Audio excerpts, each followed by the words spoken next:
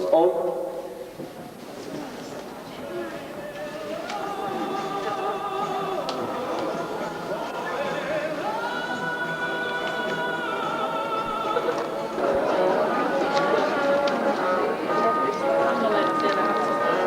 Ja tässä meillä on Balsman, tuttavallisesti Valtsu vaan. Ja siellä istuu Henri Ruoste satulassa.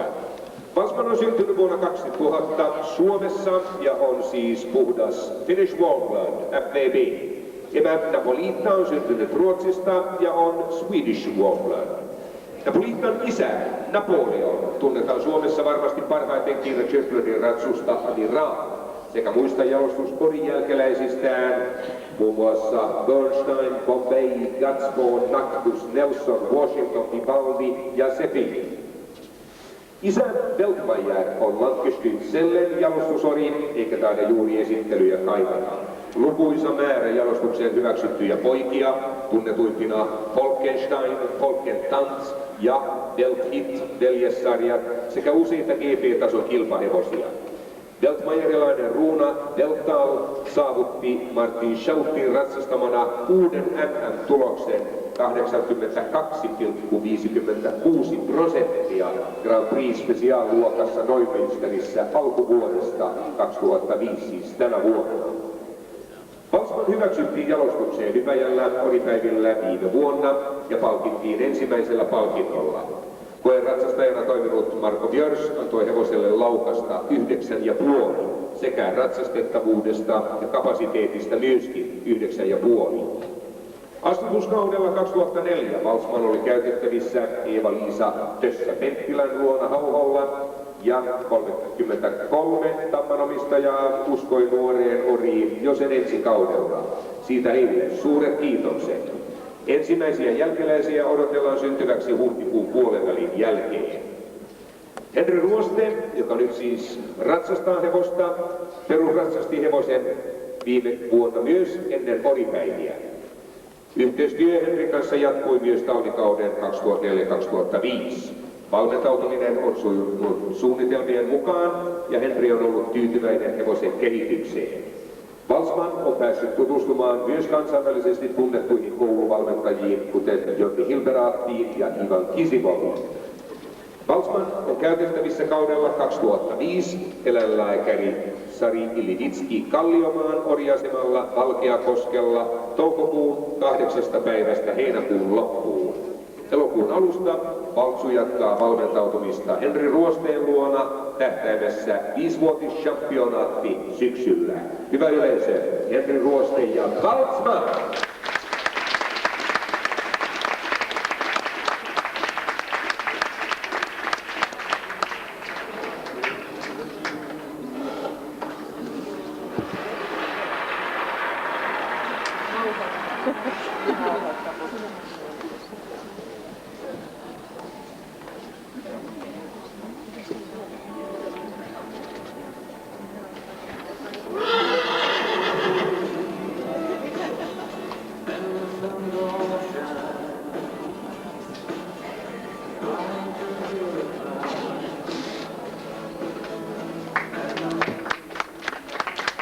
Vielä kerran kiitokset Henrille ja Valtterille.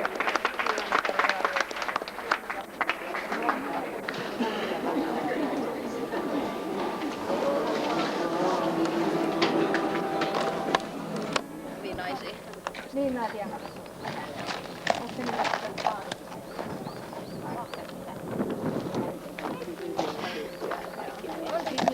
Joo. Eikö se ole hirveä paljon?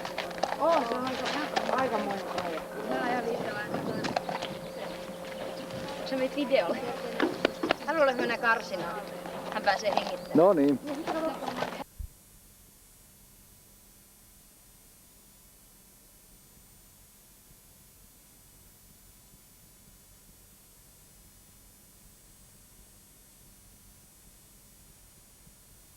Aikaa just toi hevonen ei muuta käyttää semmoista pojan pitää viedä pois. Mulle tuli kiire hetkinen, täytyy jotain ruveta tekemään. Ja mä oon lähtenyt sille linjalle, että mä haluan keskustella hevosen kanssa hänen oppimallaan kielellä, eli hevosen kielellä. Niin mä haluan hirveästi opettaa hänelle suomenkielisiä sanoja, vaikka niitä voi apuna käyttää, ei siinä ole mitään niinku ropleinaa, mutta sillä mä en kauhean pitkälle pärjää. 4 tärkeintä sanaa tämmöisessä hevoskäsittelyssä on kiinnostus, kontakti, luottamus, kunnioitus. Lisäisi vielä sanat kärsivällisyys, pitkäjännitteys, koska se vaatii meiltä ihmisiltä hyvin paljon pitkää pinnaa. Useimmiten tehdään hevosten kanssa virhe, että yritetään saada liian isoja asioita liian nopeasti. Ja hevonen menee sekaisin, tulee konfliktitilanteita ja tuommoinen iso eläin, se on vaarallinen, jos se ei ymmärrä, mitä ollaan pyytämässä. Vähän kerron vielä tästä, että mikä se apuvälineitä me käytän. On tämmöinen 4-metrinen köysi, joka on aikoin saatossa vaan kehittynyt siihen, että mä pääsen riittävän kauaksi hevosesta. Tavallinen talliköysi, mikä on semmoinen lyhyt tumppi, se on auttamattomasti liian lyhyt silloin kun harjoitellaan asioita. Mutta juoksutusliina on vaan taas vähän liian pitkä, koska jos mä sen kanssa teen tehtäviä, niin mä oon kohta sekaisin. Joka puolella se naru on siellä mua ympärilleen. Mä oon tosi vaikeassa tilanteessa. Ja sitten on kehitetty tämmönen, että suuri johtaja saapuu. Mutta hänellä ei ole oikein sellaista. Hän katselee koko ajan, missä ne muut hevoset. Eli nämä kaikki, mitä mä tänään teen, pohjautuu siihen laumakäyttäytymiseen. Kuinka hevoset käyttäytyy toisessa kanssa laumassa. Ja nämä ei ole mitään hevoskuiskauksia eikä mitään, tässä ei ole mitään magiaa. Tässä on hyvin yksinkertaisia asioita, mitkä vaan pitää laittaa oikeassa järjestyksessä oikeaan paikkaan. Ja kaikilla hevosilla on perimässään tämmöinen niin sanottu hierarkia. Jokaisen hevosen pitää tietää, mihinkä asteelle hän kuuluu siinä laumassa. Ja mun täytyy ihmisenä osoittaa se aina, että mä kuulun sun laumaan, mutta mä oon sun yläpuolella. Ja mä haluan osoittaa se, että se myöskin kannattaa olla näin. Ja se ei ole todellakaan mitään hevosen alistamista, vaan se on hyvin luonnollista hevosen. Koska se, kun he tietää paikkansa, niillä on hyvä olla silloin. He tietää, että aha, ihminen onkin otus, joka pitää kaikista asioista huolen. Et mä haluan, että hän aistisi sen aina, että jos hänellä on ongelma, hän tietää olevansa mun lähellä aina turvassa. Sitä markkinoimalla koko ajan, niin se homma rupeaa kasvamaan. Joo, käy.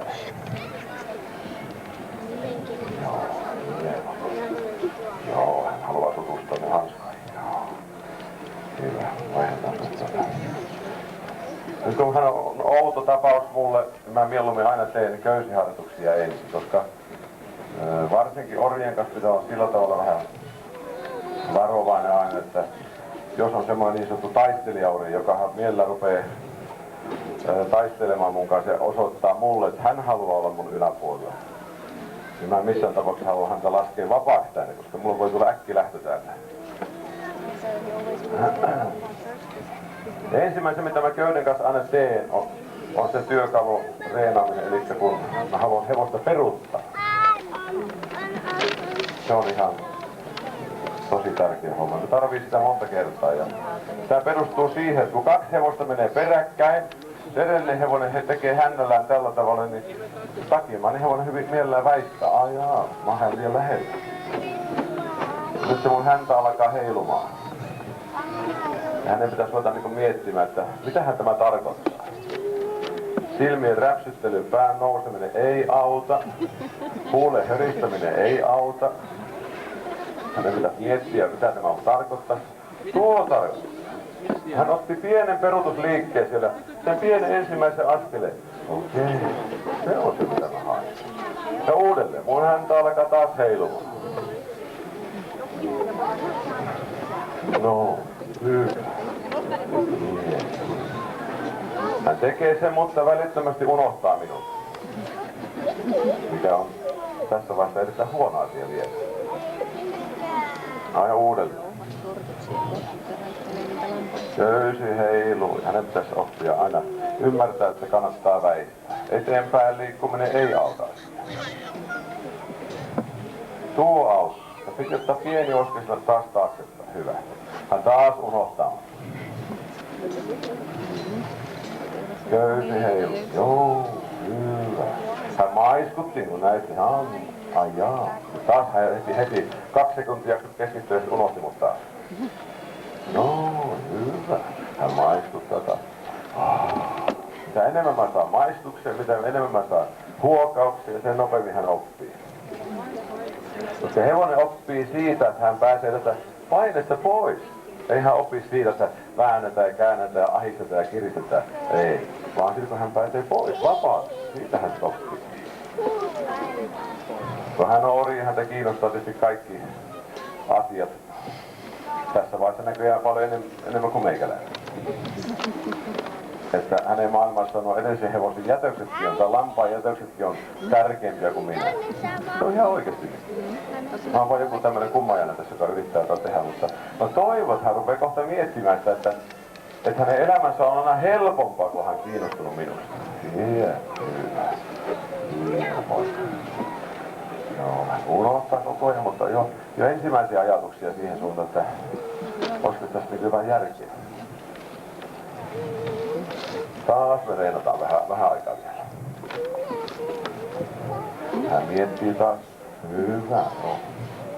No paljon varsinkin Suomen hevosmaailmassa, kun me tehdään näitä ensimmäisiä harjoituksia, niin Suomen voi nostaa päänsä ylös ja räpsyttelee silmiä ja ilmoittaa mulle, että heiluttele mitä heilutte. Ei pienistäkään haluakaan, että haluaisi tehdä jotain. Mutta sitten mulla on semmoisia apuvälineitä myöskin näitä hevosia varten. Hän oppii tajuamaan samalla tavalla. No, hyvä. Ja sehän oppi pikkasen tämä asia jo. No, tähän liitetään sitten se, että mä haluan opettaa myöskin se, että mun ympärillä on pyhä reviiri, johonka hevoselle ei ole koskaan asiaa ilman lupaa. Ihan niin kuin siellä laumassa. Alamainen hevonen ei mene koskaan johtajan hevosen reviirille vähän hipsuttelemaan. Voi tulla äkki lähteä. Sama juttu tässä, että kun mä lähden tavuttamaan, hänen pitäisi pysähtyä sinne mun reviirin ulkopuolelle, joka on noin 2 metriä tässä tapauksessa.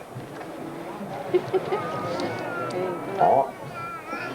Ja hänen pitäisi pysähtyä niin kuin heti. Siinä ei ole mitään vaihtoehtoa, se on joku välimuoto. Ei se ole. Hän on niin kuin tosi nopea. Sitä mä haen. No, hyvä. Mennään uudelleen. Pysähys. No.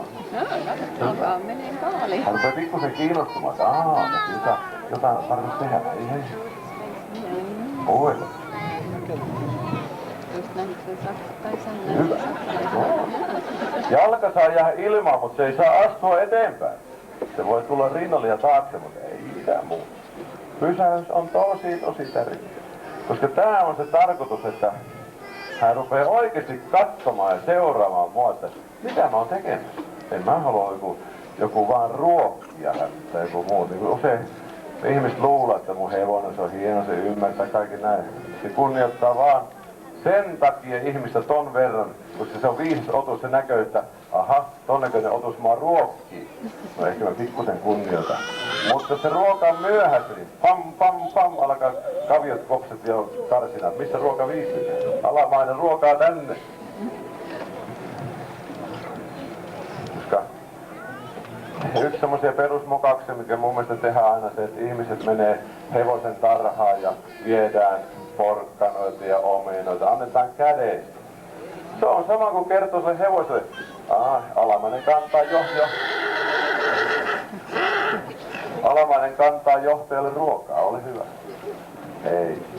Ei koskaan. Hänen pitää, jos me makupaloja annetaan, hänen pitää ansaita se.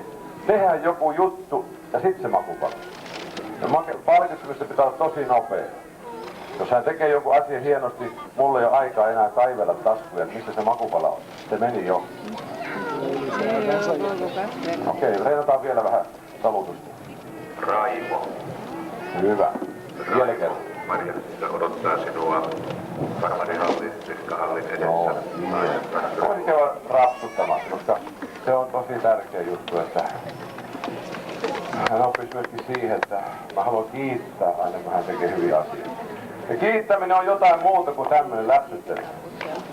Ei hevoset taputtele toisin. Ne kyhnää, ne rapsut. Mä oon